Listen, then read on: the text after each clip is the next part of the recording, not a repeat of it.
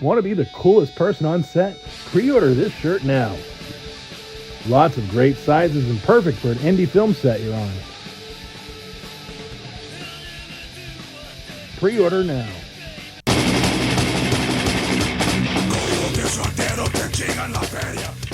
I was a spoiled Midwestern heiress. I was killed many times as different people. I played the blind girl in TROMA'S War. I played Maria, the innocent wife of a South American dictator. I was working as the caterer at the time. As I recall it, everybody got along pretty well. I think there was a little bit of friction between Lorayn, who played Maria, and her love interest. They had some clashes because they'd be rehearsing scenes and he'd want it a certain way, and she would give her input. He was real adamant about it always had to just be this way or it wasn't true to the character. The first day, we're eating. Well, this assistant cameraman, he went up to me. I was working as the caterer at the time before I moved on to bigger and better things like garbage detail. But he said, "This food tastes like shit." And I said to him, "How do you know like shit, what shit tastes like? Does your mother give you shit?" And he proceeded to punch me in the face. There was no fighting on the set of TROMA'S War. If there were fighting, like after the cameraman socked me in the nose, he was let go by Lloyd and Michael. Nudity.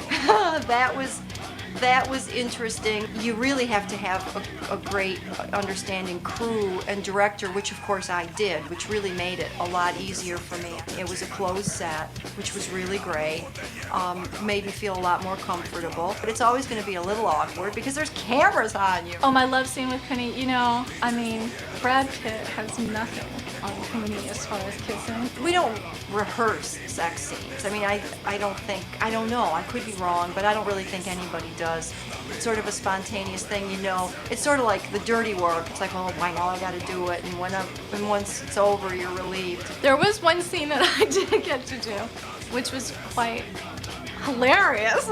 I was gang raped apparently by a bunch of terrorists with AIDS. One of them happened to be my boyfriend in real life, which was wonderful. Lloyd, he said, well, who would you like to get raped by?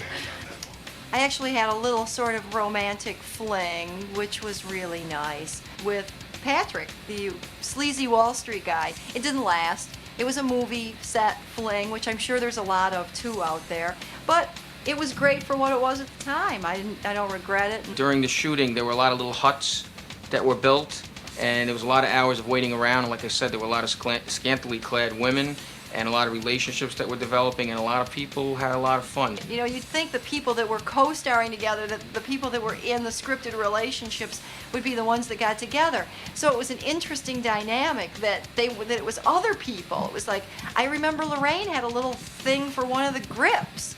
I had a lot of fun on that set. Yeah. Did I get lucky? The question would be how many times?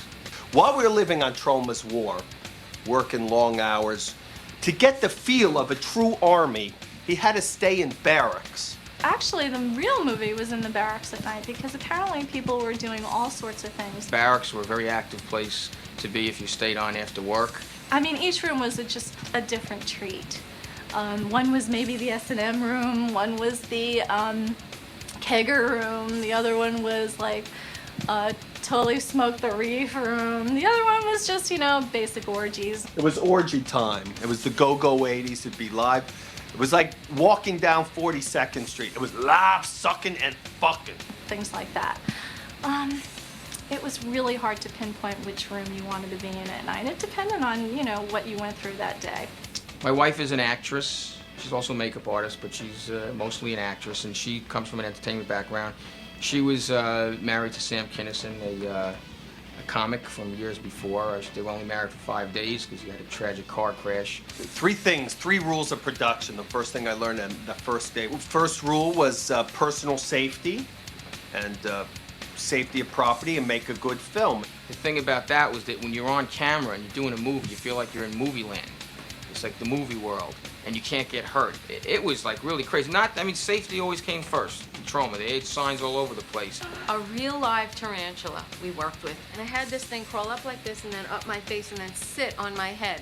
And there was an animal trainer there and told me not to move because if you move, this thing could bite you and your face is going to blow up this big. You're Yours was the tarantula and mine was the snake. I had a snake have to bite my thigh, remember? Had to look like it was biting my thigh, even though the trainer again had the snake. And here I am sitting there. Legs open. Legs open on this rock, and he's taking the head of the snake and going and jabbing it into my thigh. And luckily they were only shooting it from like here down, because my face was grimacing. I was going, like, could he possibly bite me? Could he be biting me? And he's like, no, he's trained. Don't worry about it. But he was taking his head and jabbing it. I'm eating a peach, and Lloyd goes, cut! I see something from my studies. He majored in Chinese studies. It like comes back to him. It's like a flashback. Some people have acid flashbacks. Lloyd has Chinese philosophy flashbacks. And I'm eating it, and the peach juice is going all over me. And he goes, cut! I want a shot of him with the peach. It symbolizes the monkey and knowledge and going east. So he shoots it. They shoot me full of bullets. The peach explodes. It's a beautiful scene. But oh, little Jack Valente, he gets on his little milk crate and he goes, you cannot have blood with food. That is just too gross. Of course you can have blood with food. You could fuck a cat as long as the film is made in Hollywood. I'm sorry, I just got worked out that my big scene was cut by the little midget. I had this character where I wore this red beret. And at first, everybody was saying, oh no, that's ridiculous. You're walking through the woods, and if you have that red beret on, it's like you stick out like a sore thumb, and you can't do that, you can't do that. And then Lloyd yelled out, no, that's good. That means he's crazy, he wants them to see him. He's challenging them. So from that point on, I got to wear this red beret throughout the whole thing. And I do remember that Lloyd used to even let us contribute our own. Like I would say to him, I feel she would do this or that. And he was so great about that because he'd say, yeah, if you really feel this is fits, do it, we'll look at it, and if it works, then go ahead. One of my favorite things that Lloyd did say while he was doing the directing was, do you know what this is? This is asshole time. Lloyd, I can tell you, contrary to belief, is very sensitive. He yelled a lot and screamed a lot. This is real asshole time. And that was probably one of my favorite directions from Lloyd. I mean, there's just some things that Hollywood does that Troma doesn't do that Troma's right about. Why eat French toast for breakfast when you can eat a bagel? So even though we weren't getting paid a lot of money, and we weren't getting fed lobster, it worked out.